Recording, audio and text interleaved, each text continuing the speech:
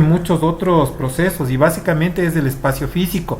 El 91, esto es parte, el 91 reconoce actividades independientes, es decir, paga, o sea, ustedes cuando van a pagar tienen que ver que les pasen documentos individualizados de los servicios de emergencia, ambulatorio, hospitalización, prehospitalaria y diálisis. Son documentos independientes. Por ejemplo, la compañera que trabaja en el IES de Quevedo, para que le reconozca la aseguradora, Quevedo está con Guayas, para que le reconozca la aseguradora de Guayas el pago al hospital. Si el hospital está mandando un solo archivo plano, que son archivo plano, nosotros en el IES son todas las atenciones de los pacientes, hecho una mezcolanza, todo unido ahí, ambulatorio, emergencia, hospitalización, todo, eso está incorrecto y les van a glosar. El 91 dice que se debe pagar independientemente y no necesariamente el servicio de emergencia, que es del espacio físico. Ojo, el espacio físico es donde está el letrerito, donde está la Shailon, los equipos, el coche de curaciones, etcétera, etcétera. Ese es el espacio físico. Un paciente puede ser atendido ahí sin que sea emergente o urgente, como hablamos de la faringoamigdalitis, pero al revés, en una consulta externa, en un consultorio, va un paciente a consulta externa. ¿Por qué? Porque está con dolor abdominal, no considera emergencia, no entró por emergencia, pidió turno, va donde el médico y resulta que el médico le hace Bloomberg positivo, Malbune positivo, SOAS positivo, una leucocitosis, diagnóstico apendicitis, ¿no es cierto? Y es una urgencia que no está en el servicio de emergencias. Por lo tanto, respondiéndole a la compañera, es lo que le pregunto. Primera consideración, ¿dónde fue atendido el paciente? Este paciente de esta amigdalitis, que no es de emergencia, que no está en la... Pero ojo, la amigdalitis, pero como les dije, tendrían que ver el A y el B, si es que no cumple uno de los criterios, porque en niños fiebre mayor a 38 se considera emergencia. Una amigdalitis, pero tiene fiebre, dependiendo de la edad, en esa lista está, podría calificar no por el diagnóstico, sí por el signo o el síntoma. ¿Listo? Eso cuidado. Ya, pero bueno, volviendo al tema. Si este paciente fue atendido en el servicio de emergencia, debe haber una 018, paso para pago dentro de los archivos del servicio de emergencia. Si este paciente de esta amigdalitis fue atendido en consulta externa, paso dentro de las atenciones ambulatorias. Y no puede el auditor que revise esto objetarme, porque ¿cuál es el criterio? Cuando ustedes van a ver, cuando veamos ya el tarifario, no es que se paga una emergencia. Cuando ustedes pagan las atenciones del servicio de emergencia, tienen que cobrar varios aspectos. Se paga la atención, es decir, la consulta médica, se paga el uso del cubículo de emergencia, porque obviamente se supone que un servicio de emergencia tiene todo, tiene un coche de paro, tiene oxígeno asegurado, tiene etcétera, etcétera, etcétera, millón cosas que se catalogan como cubículo de emergencia. Se catalogan uso de equipos especiales. Pueden ustedes de un paciente atendido en el servicio cobrar 4, 5, 6 cosas. Entonces, lo que difiere aquí es el criterio del auditor. Vamos, este paciente que puso la compañera de ejemplo, paciente de emergencia, y lo sé porque ya hemos pagado y hemos discutido con el MSP, porque de hecho esto es muy común, es más común de lo que ustedes creen. Me presenta a mí el ministerio, a la aseguradora, para que yo les pague una amigdalitis. Entonces, yo puedo decir no pago, no puedo. Lo que hablábamos con la otra compañera. Es un paciente que estaba al frente de la casa y fue. Tengo que pagar. El asunto es ¿qué pago? Entonces, el ministerio me está cobrando la consulta en el servicio de emergencia. ¿Pago eso? Sí. ¿Me está cobrando cubículo de emergencia? ¿Pago el cubículo de emergencia? No. ¿Por qué voy a pagar? El cubículo de emergencia se paga a ver un accidentado o un trauma craneoencefálico que necesitaba ventilador y todo lo demás. Eso contempla el cubículo. En este caso de la amigdalitis, ¿pago? No pago. ¿Pago terapia respiratoria? Sí, de pronto los pulmones estaban obstruidos. ¿Puedo pagar? ¿Pago la receta? Sí. ¿Pago la estándar? Pagaría todo eso. Insisto, ¿cuál es el criterio para negarme? Lo único que yo no pagaría es cubículo, porque no necesito todos los equipos para una faringoamigdalitis. Lo demás, la estándar de tórax, sí. Si el examen físico decía murmullo vesicular disminuido, estertores, etcétera, etcétera, se justifica. Se justifica una receta, se justifica una ventilación pulmonar que denota una obstrucción tremenda, una terapia, lo pago. Entonces, insisto, para que ustedes objeten o para que les objeten, debe ser en base a algo. ¿Cómo cobro? Presentando. No tienen manera de objetarle, ¿sí?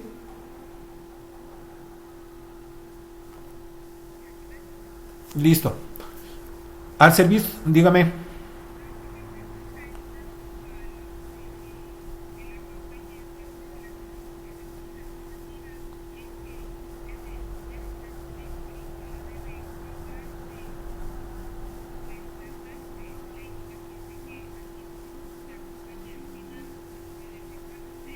Fuera de las cuatro excepciones, si está dentro de las cuatro excepciones no necesita ninguna prescripción de nadie. Si el paciente es menor de 18 años, no necesita nota de nadie, no, pues el 91 dice se reconoce acompañante si el niño es menor de 18 años, no dice si el tratante lo aprueba. El tratante lo aprueba en caso, a ver, una persona de 25 años que no puede movilizarse. El tratante es el que tiene que decir, necesita compañía, ¿me comprende? Pero si no necesita nada, que son menor de 18 años, discapacitado, ¿qué más era? Que necesita traductor, una más me parece que era.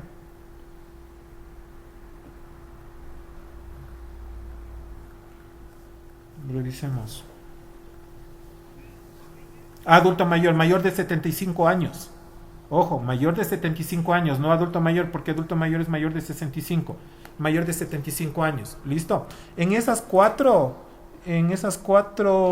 condiciones no necesitan nota ni autorización de nadie. Está cito. Alguien le niega, denuncia, así de simple. Listo. A ver, dentro de lo que es ya el proceso ya de pago como tal, existe de manera general dos tipos de observaciones de la Contraloría. Podemos clasificarlas así, sumamente a grosso modo y prácticas. Son determinaciones administrativas y culposas. Administrativas son aquellos procesos que ustedes dejaron de ser, pero que no termina en algo económico. Ejemplo, que no esté puesto en la hoja de derivación, en las de derivación, en el 0053, que no esté motivo de consulta, falta de equipamiento médico. Eso es una observación de tipo administrativa. Las observaciones de administrativas casi nunca terminan en glosa, a no ser que esa observación administrativa condujo a un proceso grave. Entonces lo que le establecen es una multa por no haber observado la normativa. El problema con auditoría son las de tipo culposo, que son de dos tipos. La primera, aquellas en las que ustedes causaron un perjuicio al Estado. Si ustedes causaron un perjuicio económico al Estado, les glosan. Y la segunda sí es enriquecimiento ilícito, es decir, que hicieron algo en la que salieron favorecidos ustedes o terceros. Estas dos últimas son las que deben preocuparnos porque las glosas son altísimas, no tiene un valor.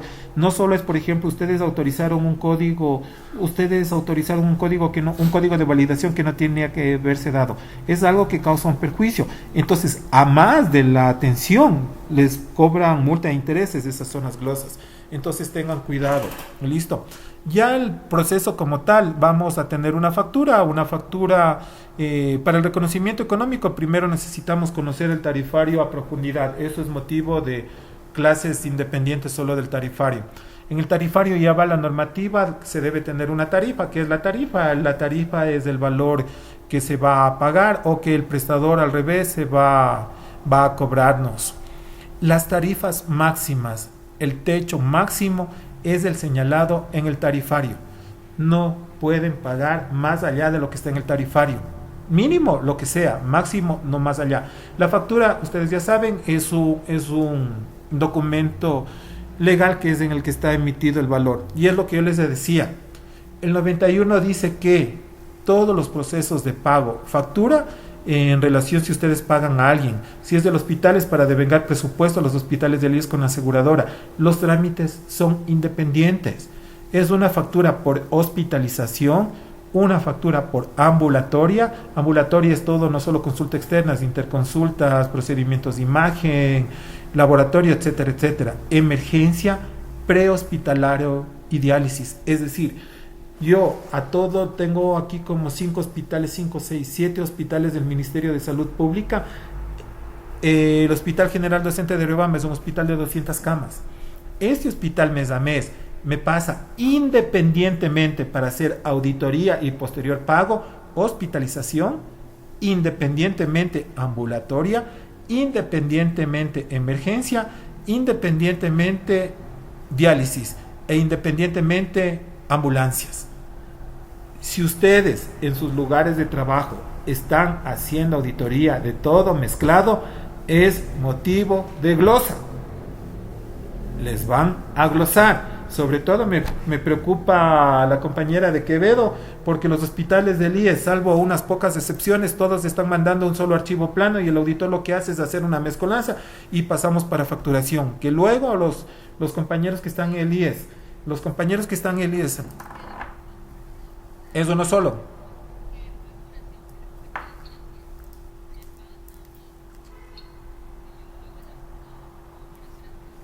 Sí.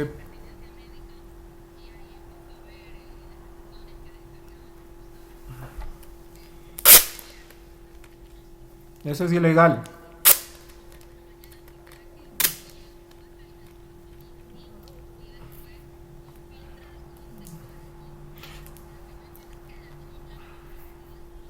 De la S400. Esa es mentira.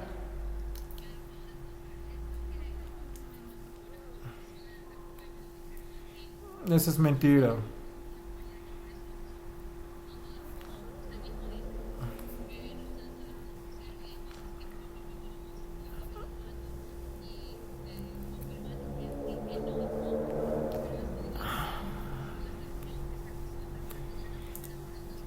Pleno. Eso, lo que están haciendo en el hospital es ilegal. Les van a glosar. El problema del archivo plano en las instituciones del IES es que viene todo de la S400. Uno da un clic y se descarga automáticamente, así que no hay separación. Lo que el archivo plano es inviolable es la mentira más grande y es la misma letanía desde hace 10 años.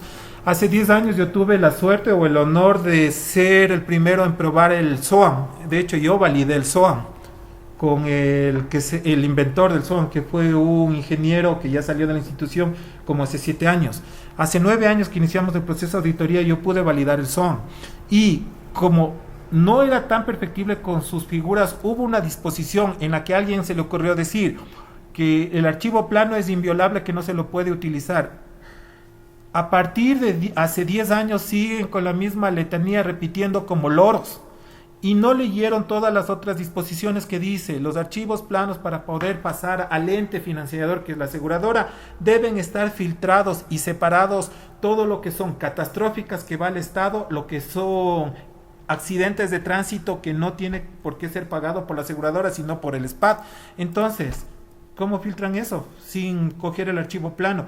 Pero todo el mundo sigue con la misma letanía que alguien dijo, y yo les he dicho cuando me siguen repitiendo: díganme dónde está. Díganme el documento dónde está en el que diga que no puedo utilizar o filtrar el archivo plano. Eso es una mentira. Y lo que están haciendo es ilegal. Por eso le preguntaba. El 91 dice, artículo 36, factura en el caso de las unidades. Y el 91 no es sujeto a decir, en el IES hacemos así. Eso lo hacen por costumbre y por desconocimiento. El artículo 36 dice, factura. Los prestadores de salud deberán presentar una factura global mensual por servicio. Es decir, una por cada atención en hospitalización, en ambulatoria, en emergencia, en prehospitalario y en diálisis. Eso dice la ley. Aquí en Chimborazo, mi hospital, dijeron: doctor, pero es que eso es más difícil, ese no es mi problema. La ley hay que cumplirla, así que tengan cuidado con eso.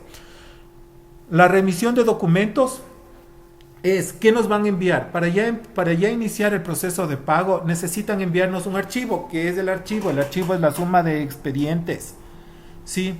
El proceso de revisión, el proceso de enviar los trámites es ya generar un solo archivo. Un archivo es la suma de trámites en algunos casos y cada trámite está formado por expedientes. En todo caso, los archivos deben ser, para el envío deben ser, tienen que estar sujetos a estas observaciones. Tiene que ser el nombre del prestador, un número de trámite, el tipo de servicio. Ya les digo, interno, hospitalización, ambulatoria, prehospitalario, diálisis, y por ahí creo que me falta una, el mes y el año y el número de expedientes. Si no tienen eso, se devuelve al que nos está mandando los archivos para que le revisemos. Listo, 30 segundos, cargo la tercera parte.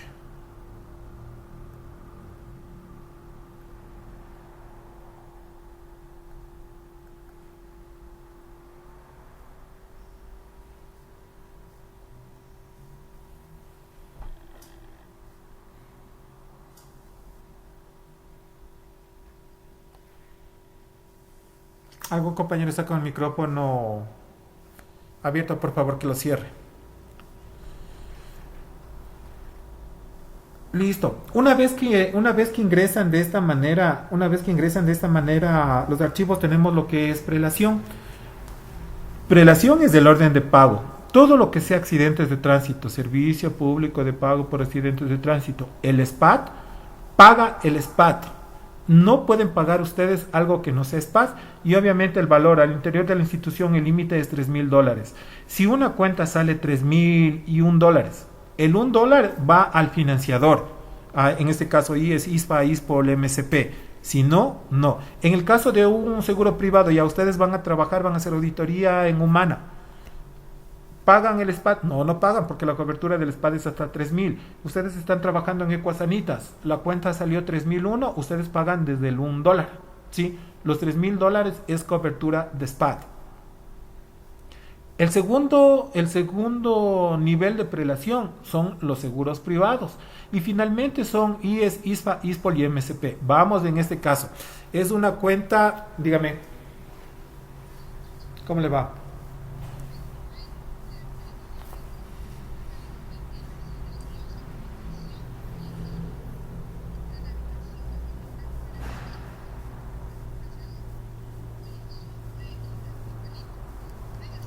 No, es ilegal. No, no puede hacerlo, es ilegal. Lo que dice el 91 es claro, dice la cuenta total. Si usted tiene una cuenta, no, no puede desglosar. ¿Por qué? Porque a veces las clínicas privadas son abusivas y hay cosas en que el IES objeta o tiene menores precios en relación a otros financiadores privados. La normativa dice que es de la cuenta total, porque usted cómo va a saber qué ajuste insumos hasta tal valor. No es así. Usted audita, vamos en este ejemplo, es una cuenta de $6,000, de los cuales, el SPAT cubre $3,000, quedan 3,000, ¿no es cierto? Pero resulta que de esos $3,000 que sí, que debería pagar alguien, el segundo que paga es el seguro privado. Si es que este paciente tendría seguro privado, ya, si este paciente tenía seguro privado, alguien prendió un algo. Si este paciente tendría seguro privado, pero la cobertura no le da total, sino solo tenía cobertura, qué sé yo, de medicamentos. Y por esos medicamentos se cubre $2,000. Todavía queda $1,000. Esos $1,000 tendría que pagar el financiador, IES, ISPA, ISPOL o el MSP. ¿No es cierto? No, no. Pagaría siempre y cuando el valor de esa atención del tarifario, según tarifario de la red pública, sume $6,000. ¿Por qué? Porque no es lo mismo, a ver, una clínica privada, el tarifario de la red reconoce $1,200. Una apendicectomía en la Kennedy creo que está sobre los $5,000, 3, 4, $5,000. Entonces, en este caso, vamos, el mismo ejemplo de $6,000. 6,000 factura la clínica, ¿no es cierto? 3,000 el SPAT, obviamente en el tarifario del SPAT. Pero resulta que todas esas atenciones, por eso le decía que no pueden desglosar solo por insumos y esto por acá, no, porque en toda la atención, ¿qué tal si con el tarifario de la red pública esa atención no valía más allá de 4,500? Esa es mi liquidación con el tarifario de la red pública. ¿Me queda claro? Entonces, si esa atención, según el tarifario de la red pública, era de $4,500, ya está cubierto $3,000. ¿Cuánto faltaría para cubrir? 1,500. Pero como este paciente tiene su cobertura por $2,000 o por $2,000, la cuenta está saldada. Entonces ahí, dígame.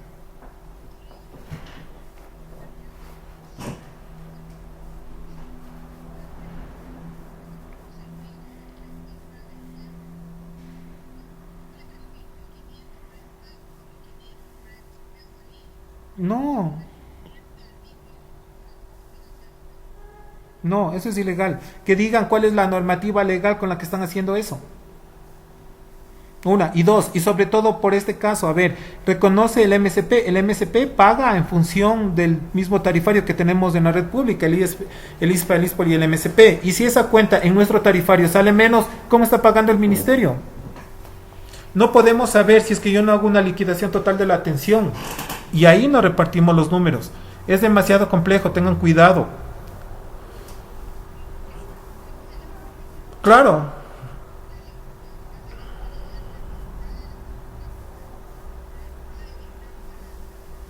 Dos no pueden, porque la regla del tarifario dice que todo lo que sea prótesis, eso es el tarifario, no es 91. ¿Qué dice el tarifario? Para el pago de todo aquello que no sea medicamento, llámese prótesis u otros, se pagará al valor de la factura más 10% adicional por gastos administrativos. ¿Cómo puede partir en una prótesis la mitad a uno, la mitad al otro? ¿Cómo está partiendo el 10%? Los fármacos dice, los fármacos serán pagados a valor de compra más un 10%, a excepción de aquellos fármacos y algunas tasas especiales. ¿Cómo pueden partir la tasa? ¿Cómo parten en este caso? ¿Cómo están partiendo el 10% de gastos administrativos? Eso es ilegal. Tendrán cuidado.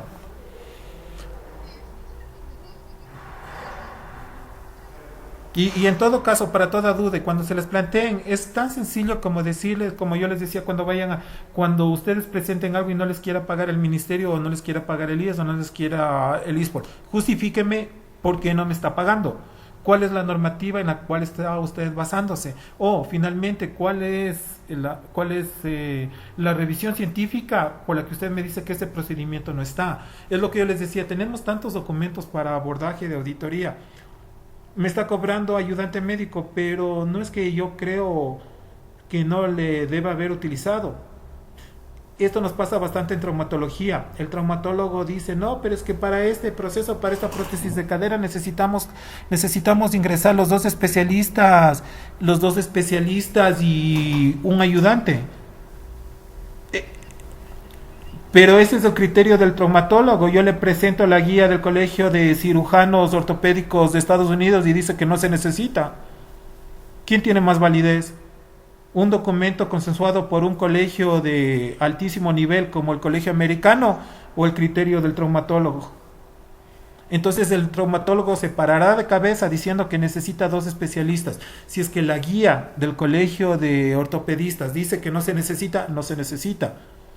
¿Por qué? Porque, insisto, generalmente, y ahí va el punto, generalmente la auditoría de la Contraloría, salvo excepciones, la hace un médico, la hace un economista. ¿Usted cree que el economista le va a entender la posición médica?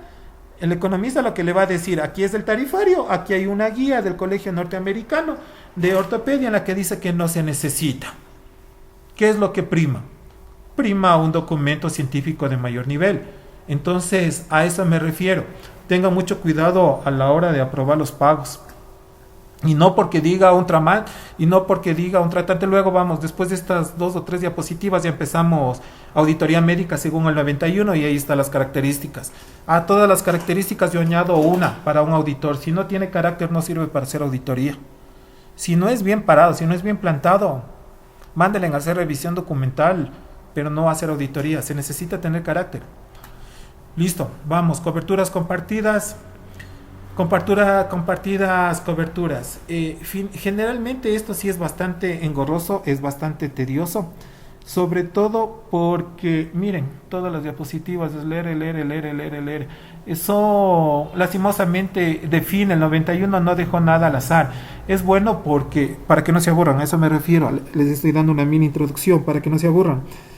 Lastimosamente hay maneras de pagar, no solo son afiliados de 100% IES o 100% ISPA o 100% MSP. ¿Qué tal como les decía el caso de un militar se retiró de sargento? Ustedes saben que los militares, los policías se retiran no como el IES a los 65 o 60 años, sino antes, pero se jubiló del ISPA y entró a trabajar, está trabajando, qué sé yo, de profesor en algún lado, ahora es afiliado del IES porque es aportante. ¿Qué pasa en una enfermedad? ¿Qué subsistema paga? ¿Paga el ISPA? ¿Paga el IES? ¿Y qué tal si es una esposa? Es una esposa de un militar que por haber trabajado en las Fuerzas Armadas, la esposa tiene derecho, pero la esposa también aporta al IES. ¿Qué pasa en el caso de los que son cónyuges, sea hombre, marido o mujer, que son beneficiarios de un seguro pero tienen cobertura en otro y están aportando en otro? Y todo eso está normado. Y la pregunta sería, doctor, ¿y toda esa lata tengo que aprendérmele? Claro, pues. ¿Por qué? Porque lastimosamente cuando ustedes hacen, como decían, ustedes ya, dos compañeras se han referido, Esta clase interactiva solo es con el personal femenino. Deduzco que los hombres están viendo Brasil-Argentina, porque nunca opinan los varones. Por cierto, creo que ganó 2-0. Ya, volviendo al tema. Lo que me han mencionado algunas compañeras anteriormente es, pero es que el ISPA no quiere pagar o el ISPOL no quiere pagar.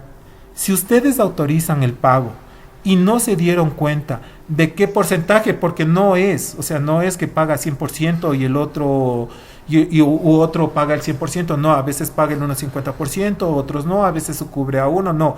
Si ustedes autorizan el pago de alguien que no tenía derecho, ejemplo, un paciente, en el caso del militar, que fue militar y ahora está trabajando de profesor, en alguno de los puntos, si debía haber pagado el ISPA y ustedes autorizaron el pago solo del IES, están glosando. No hay perjuicio para el Estado como tal, pero hay un perjuicio para su hospital, pues, porque si ustedes trabajan en el hospital del IES, están pagando por algo que tenía que haber pagado otro subsistema. Entonces, todo esto es coberturas compartidas y es necesario que las aprendan en su totalidad. Este momento los vamos a mencionar, no nos vamos a detener porque es extremadamente largo y solo para esto necesitaríamos como bastante tiempo. Por favor, revísela, cuando tengan alguna duda me dicen. Básicamente dice que un usuario o un paciente que sea titular de 2 seguros sociales, como les había hablado, un militar o un policía que también está siendo afiliado activo del IES, ¿quién paga todas las prestaciones de salud? Paga la institución que está aportando. Paciente, militar o policía en servicio pasivo, pero que ahorita está trabajando y está cotizando para el IES. ¿Quién paga por la atención en el IES? Paga el financiador que esté ese momento, ¿sí? Paga la institución que esté aportando. Listo. Mande. ¿Cómo le va? Buenas noches. El que está pagando. Sí, en este caso.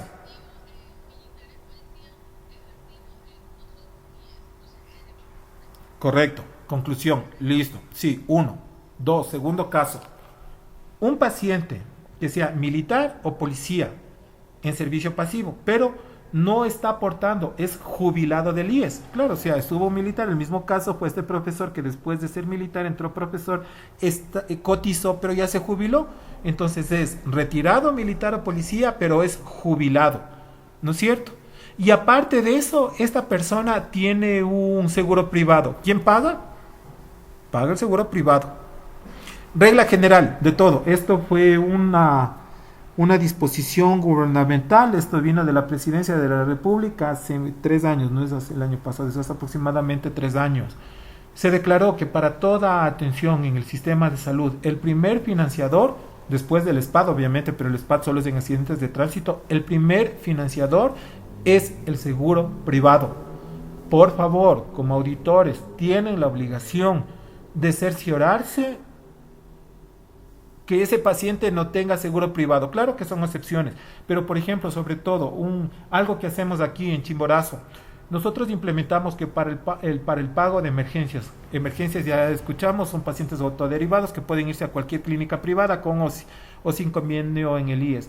Nosotros, adicionalmente a los documentos que contempla la resolución, la CD 317, nosotros les pedimos una declaración juramentada de no tener un seguro privado, porque ya nos ha pasado un par de veces que nosotros pagamos la atención y resulta que los afiliados tenían seguro privado, y ahora la normativa es clara: no se puede pagar atenciones públicas sino primero el seguro privado. Así que cúrense por lo sano. Nosotros les pedimos una declaración juramentada.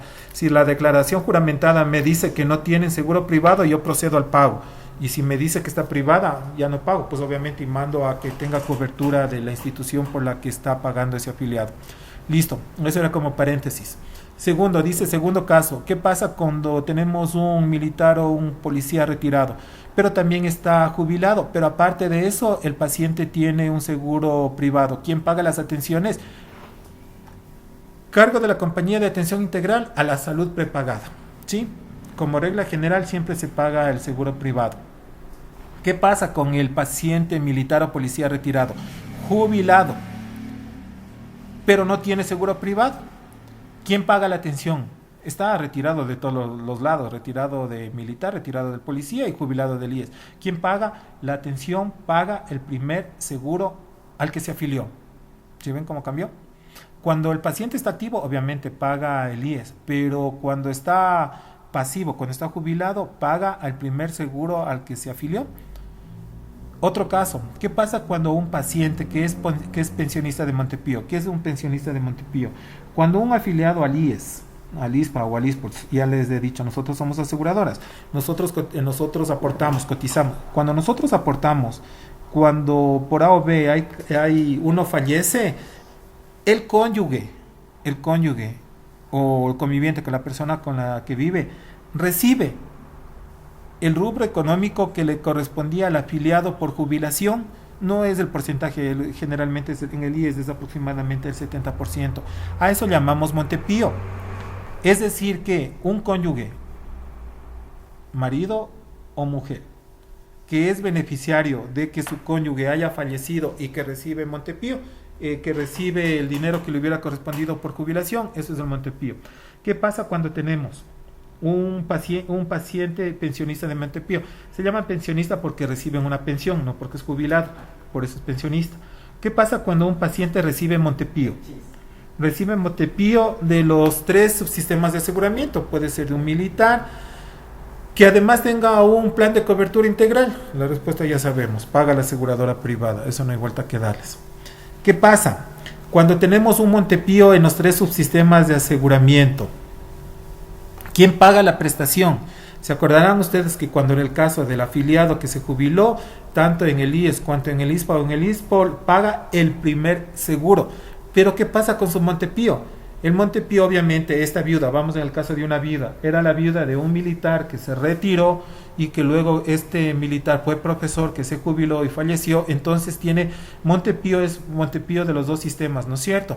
¿Quién paga la atención? En este caso pagan en partes iguales, ¿sí? Mitad de los subsistemas en los que estuvo. No es tan complicado cuando lo ven así. Otro caso, ¿qué pasa cuando el paciente es titular de un seguro y dependiente de otro? Siempre, es titular de un seguro, pero depende de otro. ¿Qué es titular de un seguro? Que aporta. Es el caso anterior, solo que ahí se mencionaba específicamente IES ISPOL. Es el titular del seguro el que cotiza. Sí, por ejemplo, vamos a los casos.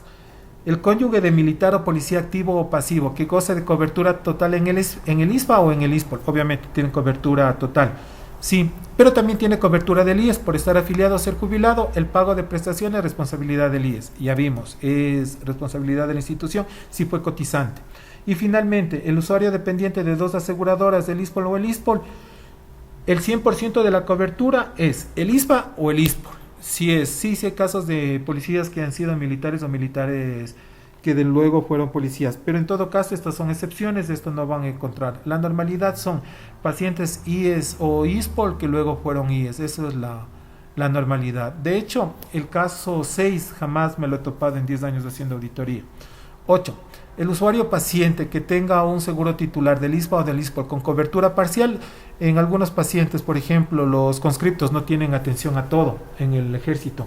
No es como el IES, por ejemplo, un afiliado ya cotiza 2 meses y tiene derecho a todas las prestaciones, de las mismas de un aportante que ya está aportando 28 años, tiene exactamente los beneficios.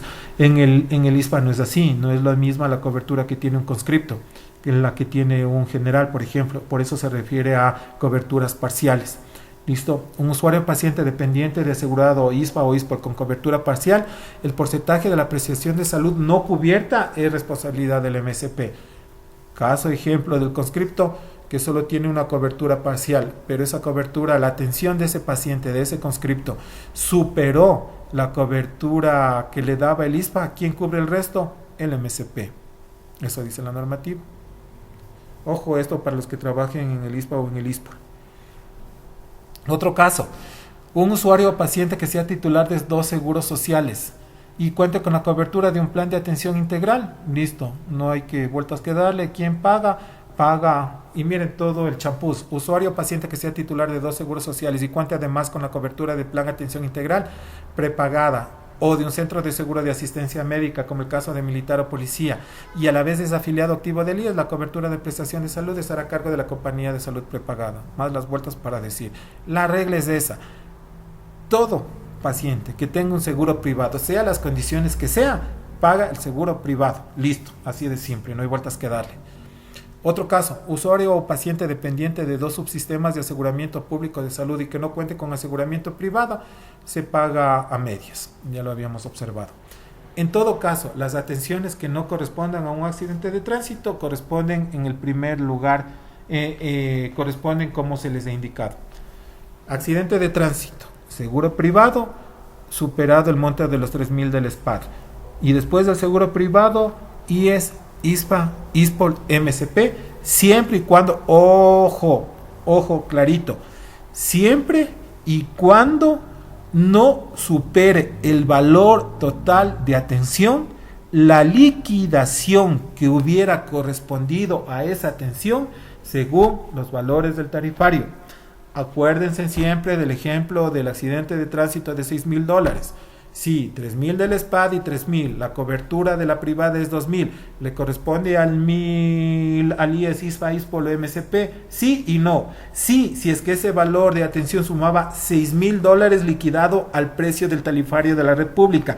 No, si es que esa atención era menor a los $6,000 según tarifario de la red pública. Sí, eso hay que tener en cuenta. Ahora bien,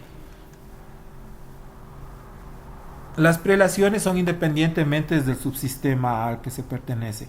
Todas las prelaciones son en el orden en el que se dijo. No hay razón, no hay motivo en las que alguno pueda, sí, en que alguno pueda tener criterio subjetivo. Las prelaciones van de esa manera. Listo. Por fin entramos en el capítulo 5. ¿Hasta ahí alguna pregunta? No. Continúo. Dígame.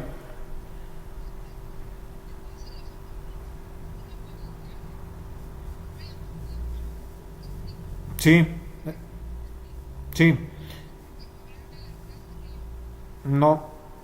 El tarifario de la red pública es único. Ahora, si es que la aseguradora privada, todas las aseguradoras privadas trabajan con tarifario. Ninguna paga a costo de lo que se le ocurre, porque si no fuera fácil. Y de hecho, las clínicas, las aseguradoras privadas, los montos de cobertura son bien bajos. Sí, pero tienen que trabajar en función al tarifario. Ahora, la regla es que no necesariamente tienen que utilizar el tarifario de la red pública. Ya les dije, el tarifario es el valor del menú, es los precios de cada menú. Eso es para la red pública. Las aseguradoras privadas no están obligadas a utilizar esto, pero para ellos, o sea, para ellos. Pero, insisto, no nos interesa tanto cuánto cobren ellos. Lo que a nosotros nos interesa es que no esté más allá de los valores de nuestra liquidación según nuestro tarifario. Y ahí sí, si es que el paciente quiere apelar al cobro a la red pública, tiene que someterse a nuestro valor de tarifario. Lo siento mucho. Vamos en el mismo ejemplo. Puede ser que según nuestro tarifario de la red pública, de este paciente de 6.000 facturando con el tarifario de la red pública, la atención cuesta 3.200. Eso salió liquidando con el tarifario de la red pública. Y aún así, supongamos que el asegurador está utilizando un tarifario un poco valores más elevados, y la atención sale por $5,000. Nosotros no pagamos nada. Por eso le decía a la otra compañera, no interesa realmente sino la liquidación nuestra. Por eso es que no puede dividirse unos insumos para un lado, los otros insumos para el otro lado, la mitad de la prótesis, pero si no sabemos el valor total de la atención. Y resulta en este caso, ejemplo, vamos de nuevo al ejemplo de la atención de accidentes de tránsito de $6,000. Si la cuenta según el tarifario de la red pública salió 3.100, ya está cubierto, pues.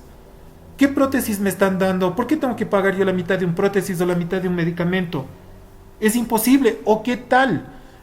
Que esa atención según tarifario de la red pública salió a menos de 3.000? Ni siquiera $100, no queda ni para el seguro privado. Entonces tienen que tener mucho cuidado. Lo que importa realmente es el valor del tarifario de la red pública para nosotros. ¿Listo? ¿Alguna pregunta? No, listo. Mande.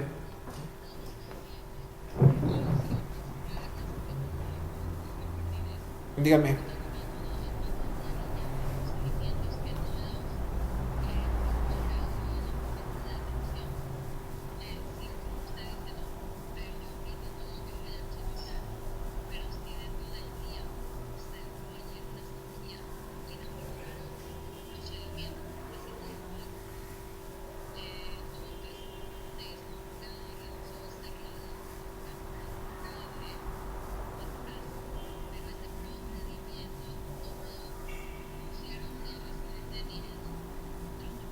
Ujú,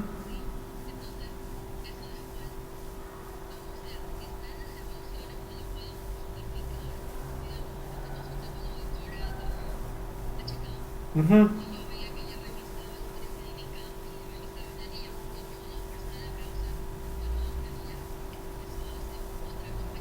ujú. Correcto, está bien. Así es.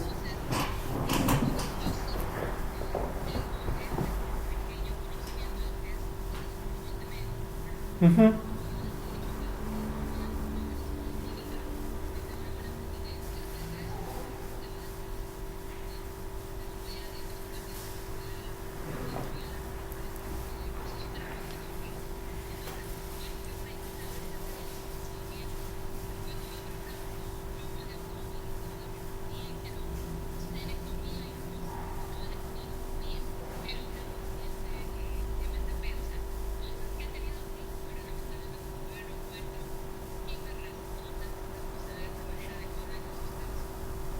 Ahí le respondo.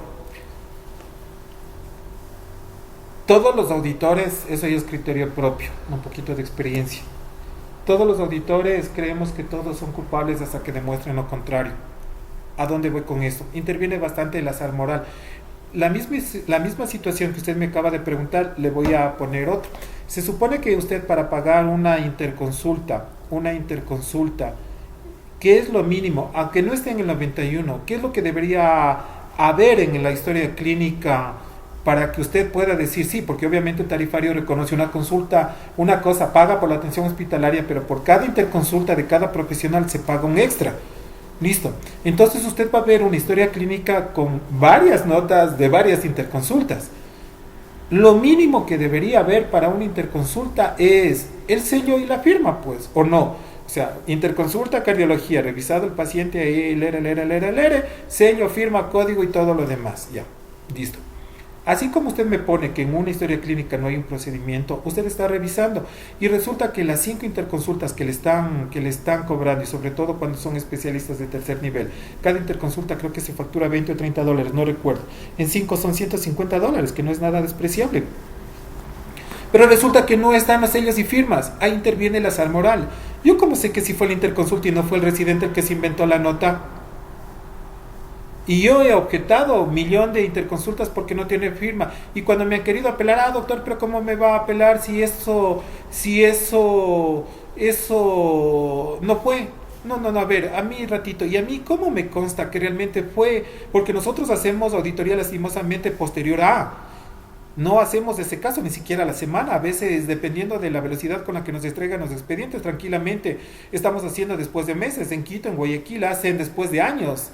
Entonces usted no puede ir a corroborar porque la solución sería fácil, vaya a ver al hospital, así no funciona. Pero ¿qué sucede? Yo les decía, a ver, yo no tengo ninguna evidencia en la que me digan que el médico especialista se acercó y no fue el residente o en los hospitales públicos del interno rotativo que el que escribió, porque eso pasa. Entonces si yo no tengo evidencia no pago. Y yo no pago, de hecho yo no pago eso y se paran de cabeza y yo no les pago porque yo no tengo, eso es azar moral. Pero vamos al caso en el que usted me está diciendo. Si él dice que el procedimiento no le hizo, vamos, no le puso la parte de reducción, pero el paciente entró con un diagnóstico de fractura. Entonces, no está puesto, no es motivo de objeción, sí, es motivo de objeción, pero se apela. Y el motivo de apelación, a ver, usted objeta porque usted, no, a ver, hay dos puntos. Si usted cree pertinente, puede pedir para no llegar a una objeción, porque lo correcto que sería, a ver, usted revisa, no está el procedimiento de reducción, objetado, porque obviamente cómo va a pagar algo que no está. Pero el momento de apelar, la clínica privada o el prestador de salud le puede demostrar y le va a justificar, pero vean, si estaba con fractura, aquí está el examen complementario, está todo, o sea, está la radio, tenía una fractura, pues. Entonces, obviamente necesitó hacer una reducción. Y puede adjuntar, porque en este caso es obvio, pero en el caso que yo le decía, ¿cómo me justifican? Y era interesante porque hubo otra, ¿no? Que una de mis auditores cogió y objetó porque aquí el pan de cada día era las interconsultas. Y resulta que pone motivo de objeción, no existe firma ni sello del profesional objetado. Cuando nos quisieron volver a apelar, ¿qué cree que encontré? Toditas las hojas selladas, puta, se había dado gusto poniendo sellos a diestra y siniestra el médico especialista. ¿Procede o no procede? No, porque eso es falsificación de la historia clínica. Una cosa es que se haya olvidado el parte, ¿no es cierto? O la nota del procedimiento y luego la incorpore al expediente siempre y cuando sea justificada. Existe, el procedimiento debe ser en función del diagnóstico. Si eso está, puede incorporarlo. Pero en este caso, por ejemplo, la firma, una sola firma, ¿cree que me lo podía firmar? No, porque no tengo evidencia de que esa visita haya sido por el especialista. Y no saco nada, o sea, el rato que me chanta un sello ahí encima, eso no es evidencia.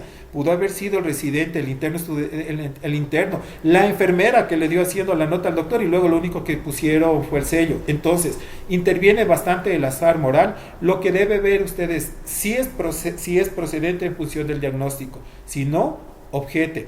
Les he dicho a mis compañeros, a los auditores, prefiero que me objeten ante cualquier duda de todos ustedes. Si tienen alguna duda, objeten, porque es preferible que el prestador del servicio, es decir, la clínica o el hospital, justifique a posterior de manera más detallada que ustedes ante una duda aprueben un pago que no debería haber sido realizado. Ante cualquier duda, objeten. Mande. Así es.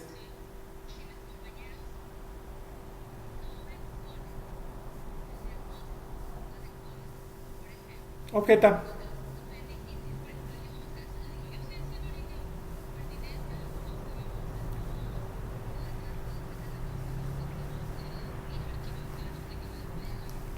Ujú.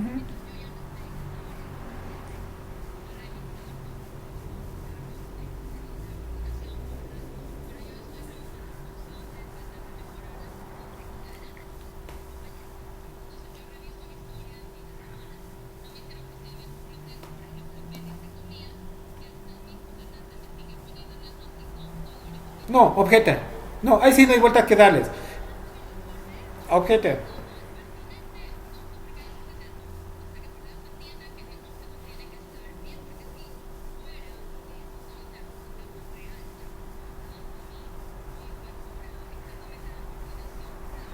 No, totalmente de acuerdo, correcto. Ahí está todo lo de acuerdo. Mire, aquí en el hospital yo me daba gusto, para mí era fácil hacer auditoría. Yo generalmente objetaba mi hospital entre 300 a 400.000 en 4 atenciones. Era un paciente que hasta terminaba en terapia intensiva. Yo no digo que estaba justificado, pero el diagnóstico era visita en los centros de salud por causas ajenas a problemas de salud. Y con ese diagnóstico hacía un pocotón de cosas. No necesitaba leer. Usted, todos los procedimientos están en función del diagnóstico. No es al revés. No es del diagnóstico en función de los procedimientos. Si desde